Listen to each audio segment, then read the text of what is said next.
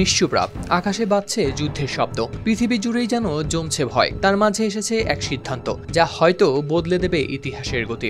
রাশিয়াও থামছে না, ইউক্রেনও হার মানছে না, আর মাঝখানে এখন দাঁড়িয়ে মার্কিন প্রেসিডেন্ট ডোনাল্ড ট্রাম্প। তার এক ঘোষণায় যেন কেঁপে উঠেছে কূটনীতির মানচিত্র। নিউ ইয়র্ক বিমানবন্দর থেকে রওনা হওয়ার আগে প্রেসিডেন্ট ট্রাম্প সাংবাদিকদের দেওয়া বক্তব্যে বলেছিলেন, যদি রুশ নেতা ভ্লাদিমির পুতিন দ্রুত ইউক্রেন যুদ্ধ বন্ধ না করেন তাহলে যুক্তরাষ্ট্র ইউক্রেনকে সরবরাহ করতে পারে অত্যাধুনিক টমাহাক ক্ষেপণাস্ত্র। তিনি আরও জানান, এই ক্ষেপণাস্ত্রের পাল্লা প্রায় 2500 কিলোমিটার, যা ব্যবহার করলে রাশিয়ার গভীর এলাকার লক্ষ্যবস্তুকেও আঘাত করা সম্ভব। ট্রাম্প বলেন, ইউক্রেনের প্রেসিডেন্ট ভলোদিমির জেলেনস্কির সঙ্গে তিনি টমাহাক ক্ষেপণাস্ত্র যুদ্ধাস্ত্র নিয়ে আলোচনা করেছেন। তিনি গেল শনিবার ও রোববার জেলেনস্কির সঙ্গে ফোনে কথা বলেছেন। তিনি প্রশ্ন তুলেছিলেন, রাশিয়া কি চায় টমাহাক ধেয়ে যাক? এখন তা ধরা যায় একটি রাজনৈতিক হুমকি হিসেবে। সাংবাদিকদের ট্রাম্প আরও বলেন, যুক্তরাষ্ট্র সরাসরি ইউক্রেনকে ক্ষেপণাস্ত্র বিক্রি করবে না, বরং তা পশ্চিমা সামরিক জোট ন্যাটোকে সরবরাহ করবে। এই জোটের পক্ষ থেকে তা ইউক্রেনকে দেয়া হতে পারে। ট্রাম্প হুমকি দিয়ে বলেন, রাশিয়া কি চাইবে তার দিকে টমাহাক ধেয়ে যাক? তিনি তা মনে করেন।